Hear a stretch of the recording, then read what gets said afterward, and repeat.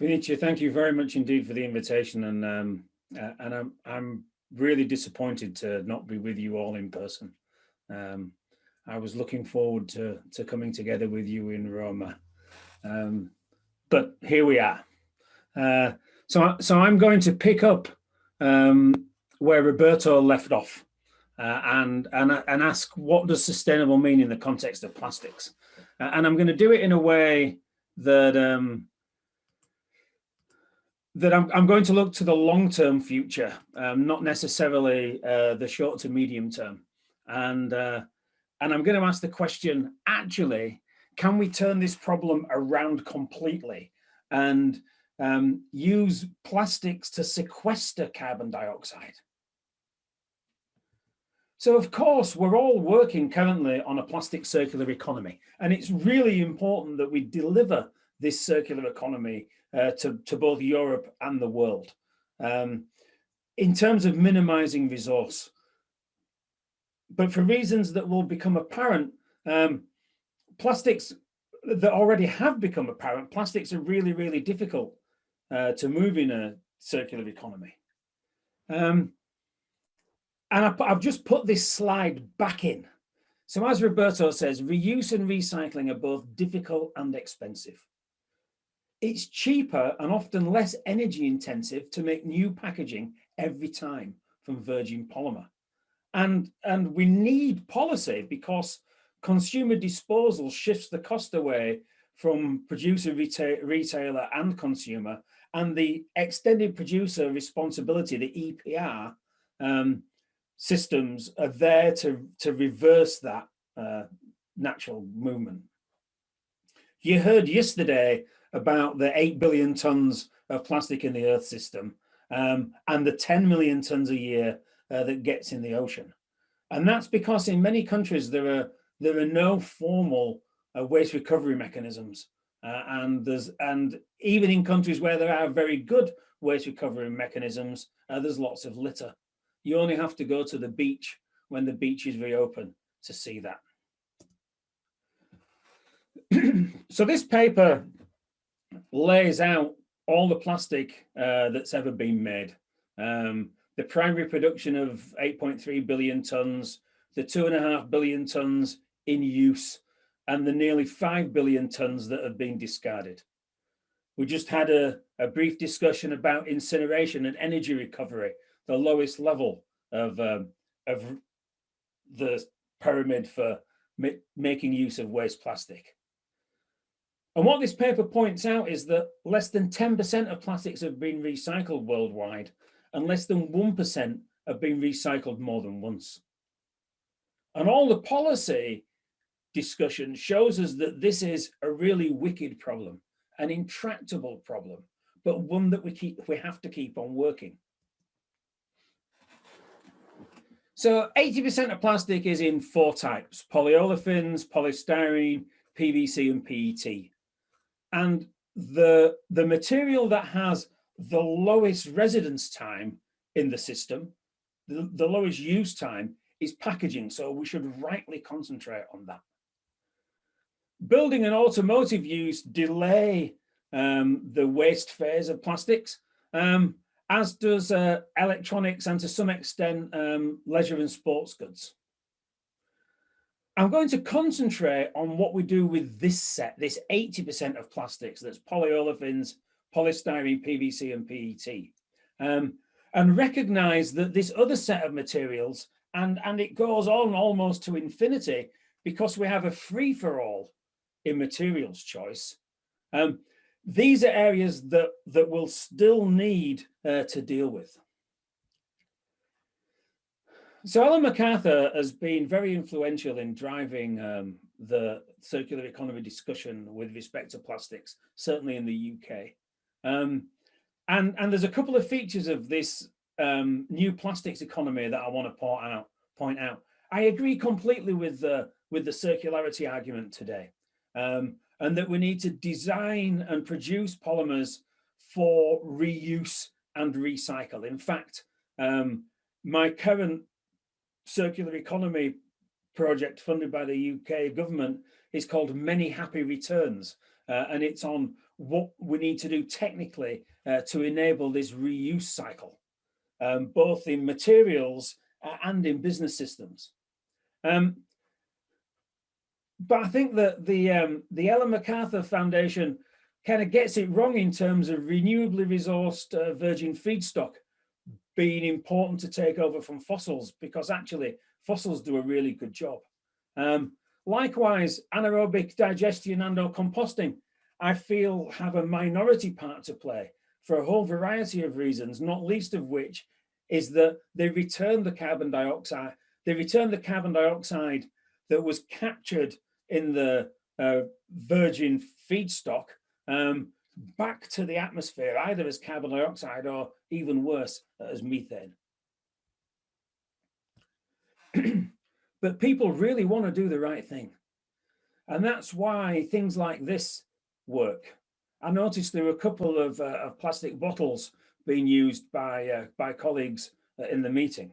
And we want to do the right thing. That's why cynical greenwash marketing works. So these are Dasani bottles. It's the Coca-Cola version of bottled water. It's basically municipal tap water in a bottle. And it's been given a plant bottle label to encourage customers to think that this bottle is more environmentally friendly than another bottle. And the plastic bottle discussion, 1 million bottles a minute. My favorite newspaper, a left-wing liberal newspaper in the UK, The Guardian, published this: 1 million bottles a minute, the world's plastics binge as dangerous as climate change. Absolute nonsense. This is a convenient truth. Only 5%, and it could grow to 10 or 20%, hopefully, of oil and gas is turned into plastic. But currently 87% is burned to make carbon dioxide and cause global warming. And when it's burned in cities, in cars in particular, it produces particulates that contribute to respiratory disease. And the inconvenient truth of global warming is that carbon dioxide levels are continuing to rise. When I was born in the 1960s, it was only 320. When my current PhD students were born, 40 years later, it had risen by 40 ppm. But in the 20 years they've been alive, it's risen by 60 ppm. It's still accelerating. This divergence from a linear growth is continuing. That's why I am permanently Mr. Grumpy. So I went to the climate change talks in Paris and I saw the sign up to the 1.5 degrees. And basically the Paris Climate Change Agreement boils down to this graph. Emissions are going up, it's causing a temperature rise, and we've all agreed that emissions will go down. We're going to rapidly decarbonize and get to negative emissions. Can we defossilize the energy system and get to negative emissions? Well, we don't look to be doing a very good job at the moment. This is the data from the BP Statistical Review of World Energy. And the climate change talks had negative emissions technologies. What are they? Well, they're basically fairy stories. They're not available at scale. How many trees would we have to plant to sink 4 gigatons of carbon dioxide a year? How many wetlands would we have to regenerate to contribute 4 gigatons of carbon per year? And what kinds of crazy technologies would we have to develop to soak up carbon dioxide from the atmosphere? Bioenergy with carbon capture and storage is touted as an energy source for the future of net zero energy, but burying carbon dioxide? There are no demonstrated scalable technologies. They're all fairy stories, bit like the things that our Prime Minister tells us, based on emotion, not on evidence. But there is a technology to capture carbon that's fantastically efficient. It works really well. And photosynthesis takes the solar energy and splits water and then uses that hydrogen, that reactive hydrogen, to fix carbon in the dark reaction, the Calvin cycle, and make organic molecules, carbohydrate. And I think the future of plastics is actually in utilizing agricultural waste.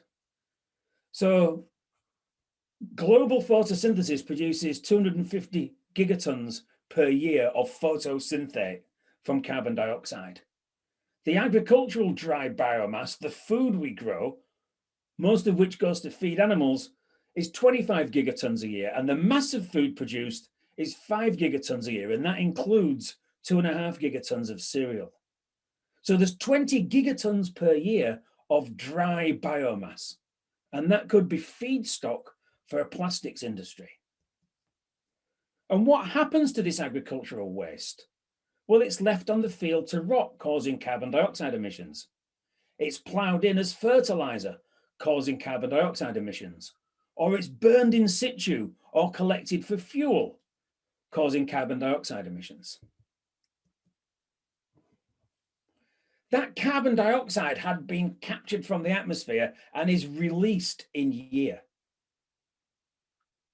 So the average US prairie hectare produces 4 tons of wheat and 8 tons of straw.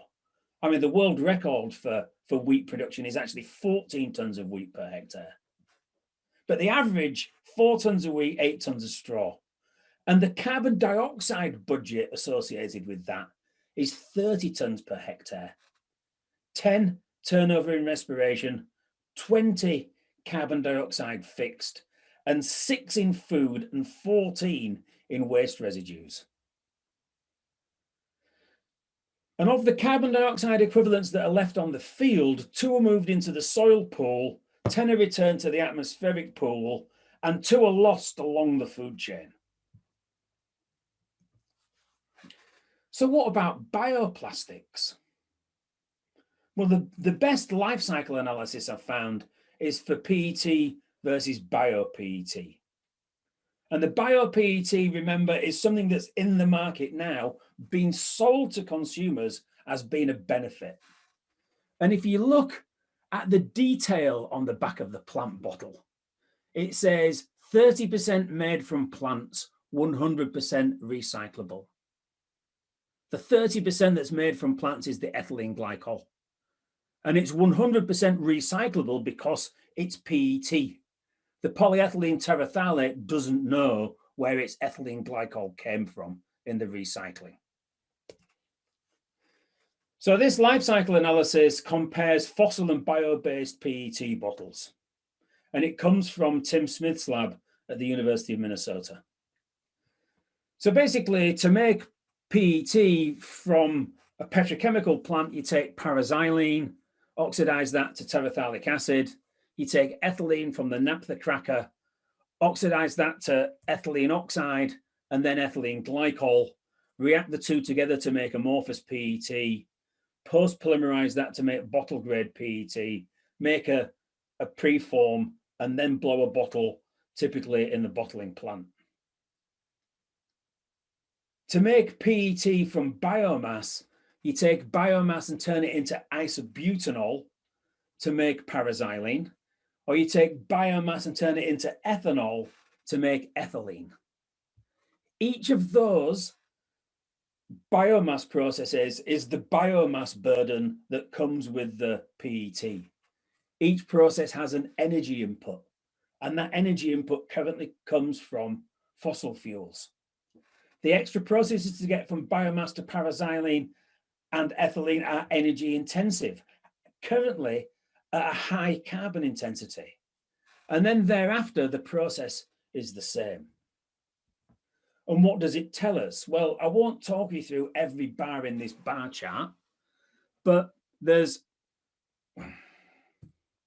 fossil-based terephthalic acid, wood-based terephthalic acid, and corn stover, field waste terephthalic acid. And then there's ethylene glycol from fossils, corn ethylene glycol, switchgrass ethylene glycol made from agricultural products specifically for fuel manufacture, and wheat straw ethylene glycol. Let's just look at the carbon dioxide emissions. Fossil is lower than any of the combinations of fossil bio or bio. And if we look at particulates, then there are benefits from the from the biomass derived raw materials compared to the fossils, but they come from avoided emissions, avoiding burning the wood. And here, again in carbon dioxide, if you're doing bio PET, you actually get a benefit from the avoided impact from carbon sequestration in bio PET. i.e., if you turn biomass into PET and then it goes to landfill, then you can actually take a benefit from the avoided emissions. But bio-based PET is worse than fossil PET, and it's only these avoided impacts that get you anywhere close. But once you have all renewable energy, then these avoided impacts can start to dominate. So should we burn more oil to make plastics? Clearly not. What proportion of oil currently goes into plastics? About 5%. We're making plastics from renewable resources, yes, and we should continue to do so. But when we put them in the market, should depend on the life cycle analysis, and we should only do it at scale in a decarbonized energy system. And then we can use those avoided emissions to sequester carbon dioxide from the atmosphere. And all current polymers could be made from bio feedstocks. By biorefining, you can get to the C1, C2, C3, C4, C5, C6, and aromatic precursors to every polymer we want to make. Using syngas, biogas, sugar fermentation. So it's entirely possible. But currently, because of the low oil prices we heard from Roberto and the low material prices, it won't bear the costs. But as the carbon grid intensity falls, and these are the European predictions of energy emissions in terms of grams of CO2 per kilowatt hour over time, the biomass avoided emissions start to dominate. And the kilograms of carbon dioxide per kilogram of polymer continue to fall, but the biomass falls faster than the fossil polymer. Consequently, things like Braskem's green polyethylene could start to make sense from a life cycle analysis. You take sugarcane, you turn it into ethanol, you dehydrate the ethanol to make ethylene, and then it's just the normal polyethylene process. You make normal polyethylene products, customers like them, and they're saying green polyethylene is 100% recyclable. I'm saying green polyethylene is perfect for carbon sequestration because green polyethylene contains this year's carbon dioxide extracted from the atmosphere and fixed. And the chemistry is really well worked out. Biomass to glucose to ethanol to ethylene to polyethylene. So in order to figure this out, we've done life cycle analyses on a range of polymers. Bio-based non-degradable polymers like bio-PET, bio-based and degradable like polylactic acid, fossil-based and non-degradable like PET and polyethylene and polystyrene, and fossil-based and degradable PBAT, the polyester that's been touted as a flexible to replace polyethylene. So we have three comparisons, PET versus bio-PET, LDPE versus PBAT polyester, and polystyrene versus PLA. PLA is often used to replace polystyrene in packaging. And the devil is indeed in the detail. Every polymer has a different balance in the source of its carbon dioxide emissions, whether they're electricity, heat, or even the petrochemical resource. And you can see for polystyrene and PBAT, that's particularly high because they're not atom efficient. So this is the British government's electricity defossilization forecast, i.e. how the UK electricity will become less carbon intensive. On Monday, UK electricity was 50 grams of carbon dioxide per kilowatt. It was actually down here because it was a really, really windy day. Today, it's actually at 200 because it's not so windy. So the UK's electricity varies by a factor of 4 in terms of its carbon intensity, depending on the wind, because we are particularly dependent on wind energy. So the blue line's the UK government forecast, and we've doubled it in order to make the calculations run quicker. And we're going to do a time-dependent LCA, putting this energy mix into the LCA. So here's BioPET and fossil PET. The carbon emissions from BioPET are always higher. But BioPLA and fossil polystyrene, there's actually a crossover with the carbon emissions from PLA being less than polystyrene in 2031, i.e. it makes sense to replace polystyrene with PLA then, but not to compost it because that releases the carbon dioxide, but to landfill it where we know it doesn't degrade. So these are based just on the decarbonisation, the defossilization of the electricity supply. What about heat? Well, the UK energy consumption, 44% of its heat, 40% of its liquid fuels to do with transport and heat, and the rest is electricity. And you can see why. So this red line is UK's electricity per day. The grey line that's stepped is the liquid fuels, and the blue line is gas, methane, natural gas, that varies across the year. And the natural gas, the heat part of the energy system, is actually 3 times higher than the electricity part of the energy system. So what are the options for heat? Well, domestically, electricity and heat pumps for heating your home. But for process heat, it's hydrogen. Currently, steam reformation of methane generates hydrogen, but causes emissions, and that's known as grey or brown hydrogen. Blue hydrogen has carbon capture and storage for the steam reformation. But in the long term, green hydrogen will be formed by electrolysis using renewable electricity from solar panels and wind farms. So if we double the forecast for the defossilization and apply it to both heat and electricity, BioPLA versus fossil polystyrene starts to make sense in 2025. BioPET gets close to fossil PET but never takes it over until you have even more defossilization of the energy system. And eventually, BioPET and PLA become net negative. They capture more carbon than is emitted in their production. So once we have net negative plastics, how much?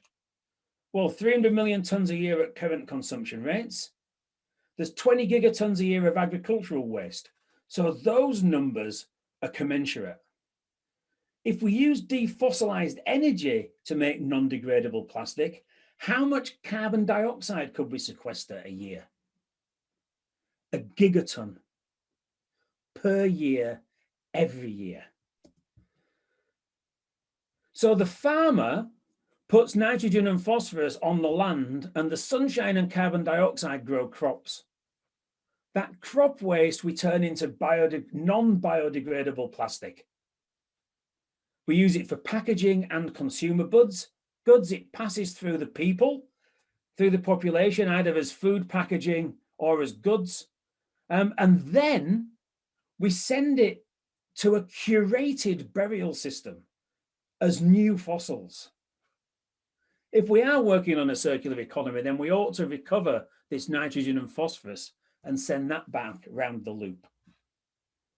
So we have a linear carbon economy for plastic that buries plastic, and a circular economy for nutrient carbon, nitrogen, and phosphorus.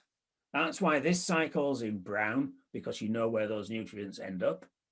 And this cycle's in green because it buries a gigaton of carbon dioxide a year and creates a new geological stock. And to do it, we have all the capacity. We have the facilities.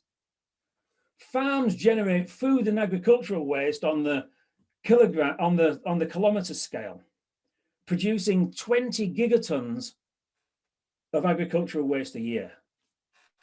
If we transform that by fermentation into a wet feedstock locally, let's say at the 10 kilometre scale, so many farms, we can ship the 5% ethanol that we get from that system for distillation at the 100 kilometre scale. And then once we've got concentrated ethanol or butanol or whatever, we ship that to chemical plants.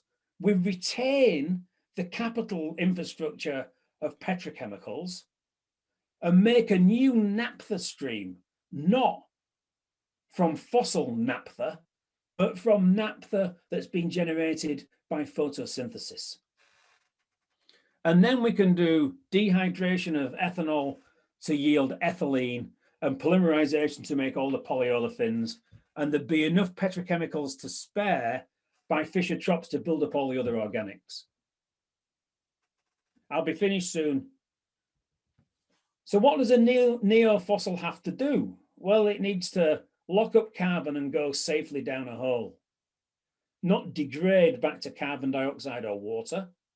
And PET and PLA will clearly work if we keep them dry. Thermoset composites look great for neo-fossils. They're big pieces, we know what they are. And we're currently doing the biopolyethylene and biopolypropylene life cycle analyses now to work out when.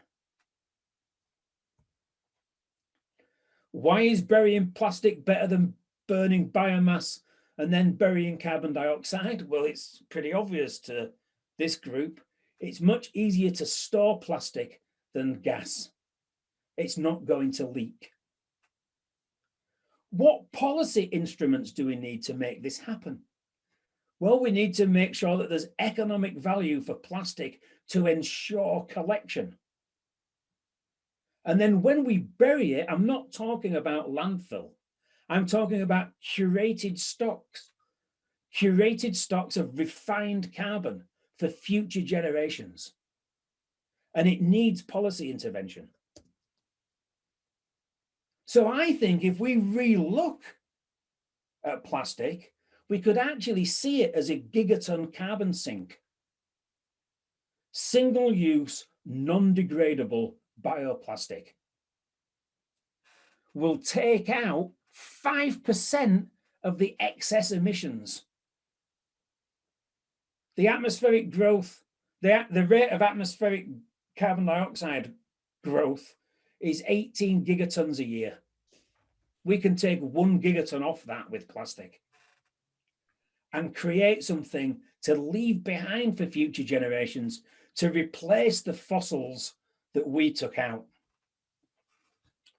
So I think that not the immediate future of plastics, but the long-term future of plastics is making sure that we're not distracted by the plastic waste, that we understand how to run a plastic circular economy, that we defossilize the energy system, and then, and only then, can we return to a linear plastic economy. Yeah, Anthropocene 2.0, when we start making new fossils. So the thing I'm telling our students is we need to make fossils from plastics, not plastics from fossils. Thank you very much.